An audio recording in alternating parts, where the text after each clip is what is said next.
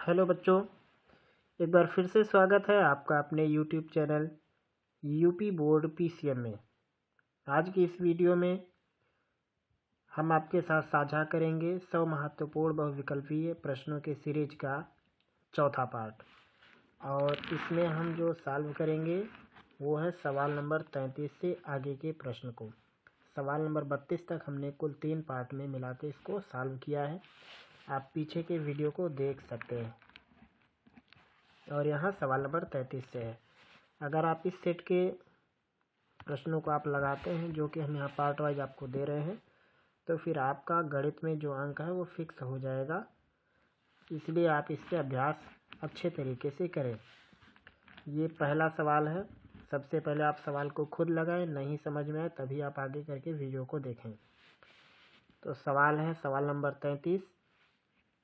चित्र में त्रिभुज ABC के आधार BC के समांतर रेखाखंड PQ खींचा गया है। यदि PQ अनुपात BC बराबर है 1:3, तो AP और PB का अनुपात होगा। यहाँ इस चित्र में कहा है कि PQ BC के समांतर है। तो थेल्स थ्योरम क्या होता है कि किसी भी त्रिभुज में एक साइड के समांतर अगर हम कोई रेखा खींच देते हैं तो त्रिभुज में जो शेष भुजाएं हैं वो समान खंडों में विभाजित हो जाती है। यानी AP और PB का अनुपात होगा AQ और QC की। इसका उल्टा कह सकते हैं कि त्रिभुज समरूप होता है। तो यहाँ पे PQ और BC का अनुपात 1:3 है। तो इस PQ यानी APQ जो ट्रायंगल है उसकी जो साइड AP बनेगी, ये और AB का अनुपात भी 1:3 रहेगा।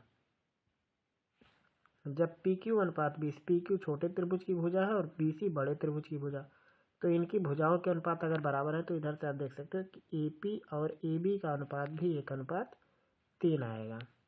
लेकिन हमें AP और PB का बताना है। तो जब AP का 1 होगा यहाँ पे, तो ये जो बाकी का हिस्सा होगा ये 2 बचेगा, क्योंकि यहाँ पे 3 है। तो अगर यहाँ 1 रहेगा तो यहाँ 2 रहेगा।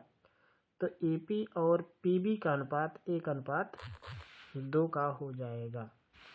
या फिर आप इसको लगा सकते हो। लगाने का तरीका यह है, दिखा रहे हैं हम आपको।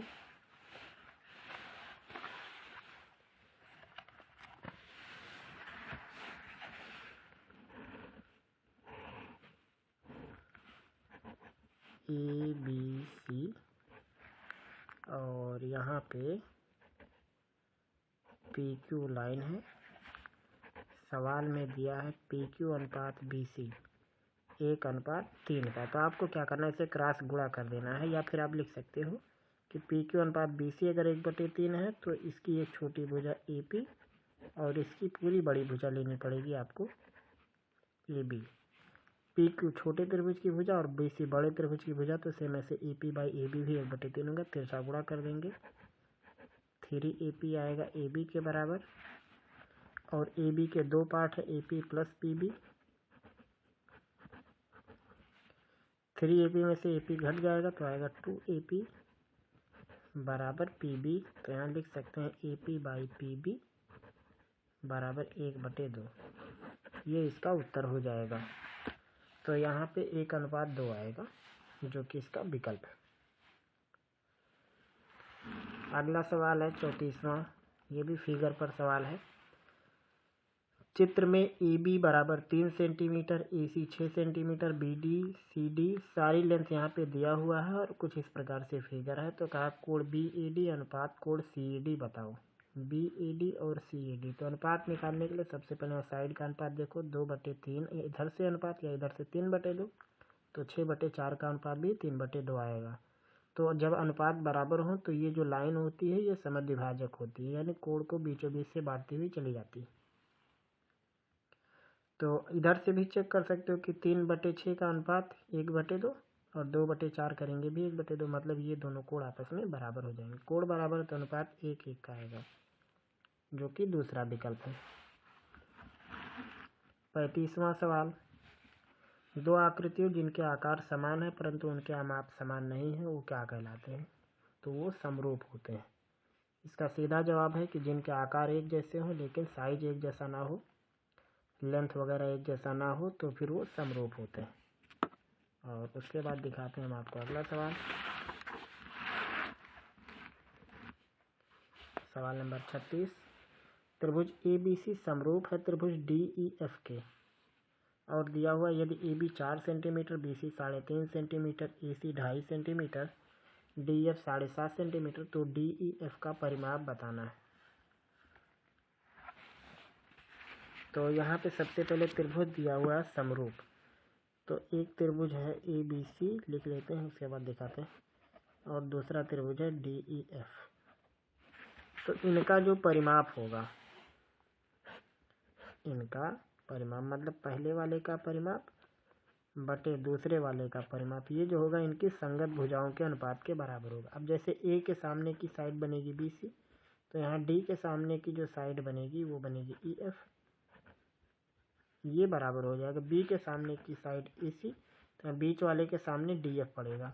ये तरीका है डिटेल सीखने के लिए, आप हमारा ट्रायंगल का प्लेलिस्ट चेक कीजिए। C के सामने की साइड AB है, तो यहाँ F के सामने की साइड बनेगी DE, ये हो जाएगा। तो ABC का परिमाप वो कैसे निकालेंगे, तीनों साइड दिया हुआ AB BC CA दिया हुआ, तो जोड़ देंगे 6, ये 4 और 3.5 और 2.5, तो 2.5 3.5 6 और 4 हो जाएगा 10।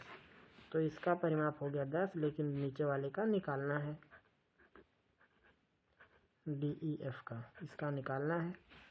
अब इसमें BC EF AC DF इन तीनों सेट में से कौन सा लेंगे, क्योंकि हमें लेंथ DF मालूम है, तो DF के साथ AC वाली साइड लेनी है, और AC है 2.5, तो हो जाएगा 2.5 बटे 7.5।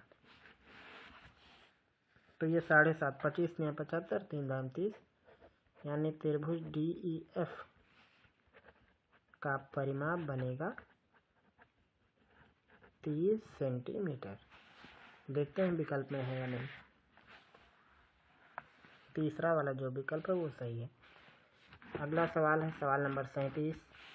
यदि त्रिभुज ABC समरूप त्रिभुज PQR, जहाँ दिया हुआ त्रिभुज ABC का परिमाप 32, त्रिभुज PQR का परिमाप 48, PR 6 दिया है, तो AC की लंबाई निकालना है। इसी के जैसा यहाँ भी करना है, लेकिन पहले लिख लेते हैं।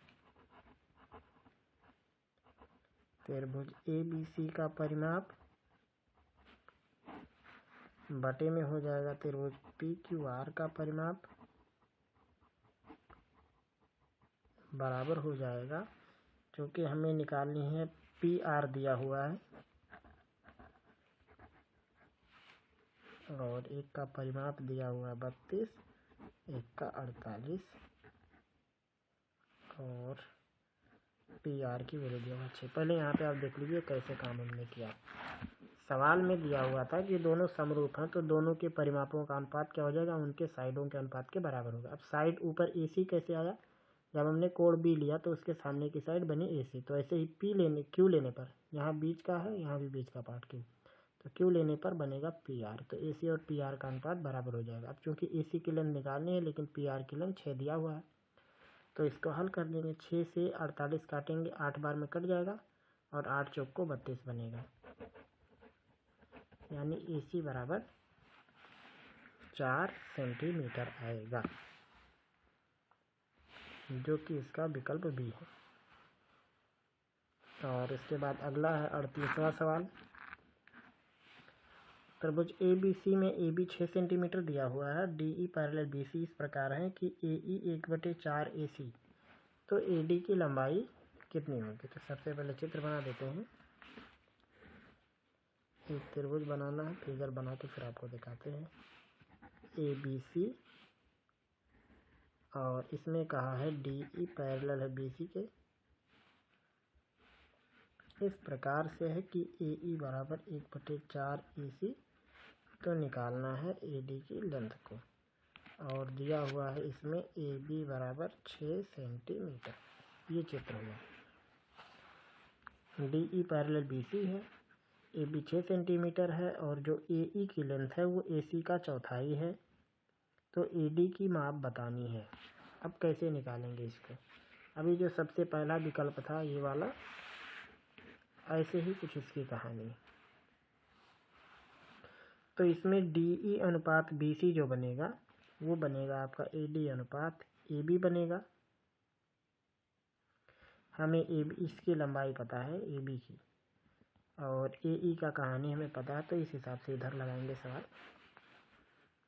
कि AD बटे AB ये बराबर हो जाएगा AE बटे AC के।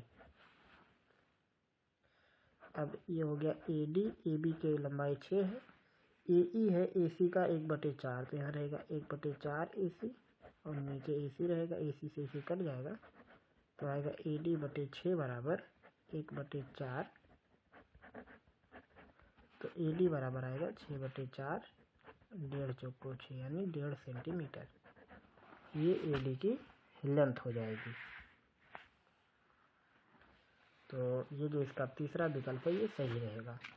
39वां सवाल,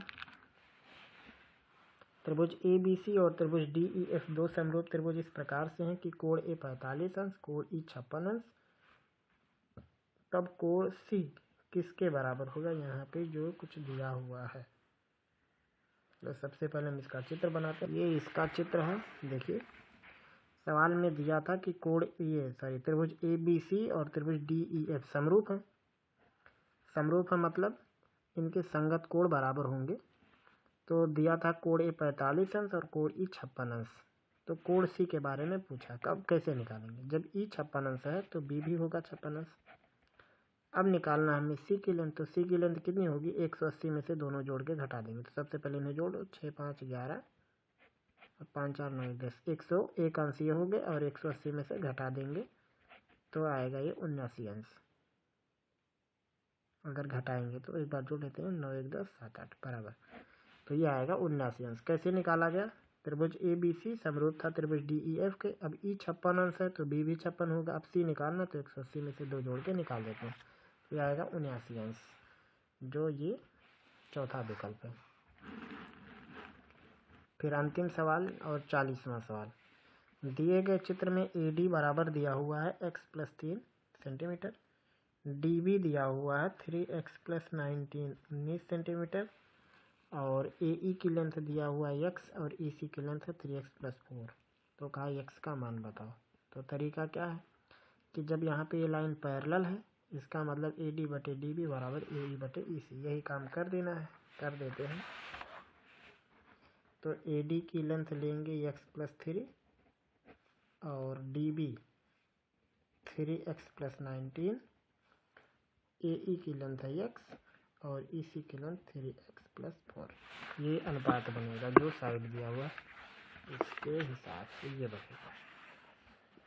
सभी लेंथ का अनुपात सॉल्व कर देना है। इसको क्रॉस गुणा करा के, जैसे क्रॉस गुणा कराएंगे तो आएगा 3x², x का गुणा इधर 4x, 3 का गुणा कराएंगे 9x + 12 इक्वल हो जाएगा 3x² + 19x। अब 3x² कैंसिल हो जाएगा, 9 और 4 जुड़ जाएगा 13x, धन 12 बराबर 19x। तो 19 में से 13 घटाएंगे तो आएगा 6x बराबर 12, तो x बराबर आएगा 2 सेंटीमीटर। ये इसका उत्तर बन जाएगा, और ये इसका तीसरा वाला विकल्प। तो इस हिसाब से आपको सॉल्व करना है विकल्पों को। तो ये था चौथा पार्ट, जिसमें हमने त्रिभुज के कुछ महत्वपूर्ण बहुविकल्पीय प्रश्नों को आपके साथ साझा किया है, जिनमें से कुछ प्रश्न ऐसे जो लगातार 4 से 6 वर्ष हो गए हैं, जो कि बोर्ड परीक्षाओं में आ रहे हैं। तो मुझे उम्मीद है कि आपको इस वीडियो में जो कुछ बताया गया है समझ में आ गया होगा। अगर आपका कोई भी प्रश्न है तो आप हमसे पूछ सकते हैं। फिर मिलेंगे हम लोग जल्द ही अगले पार्ट में, अगले वीडियो में, अगले टॉपिक के साथ।